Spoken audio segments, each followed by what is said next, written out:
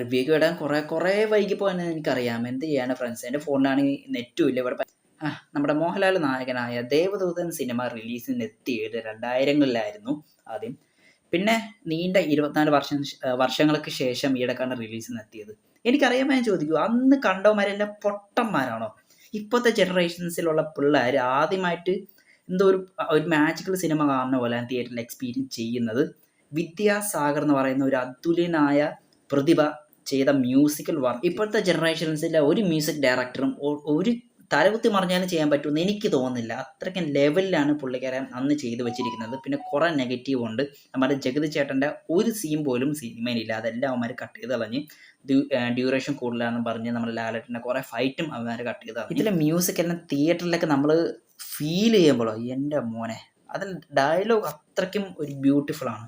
Somebody want to say something to someone.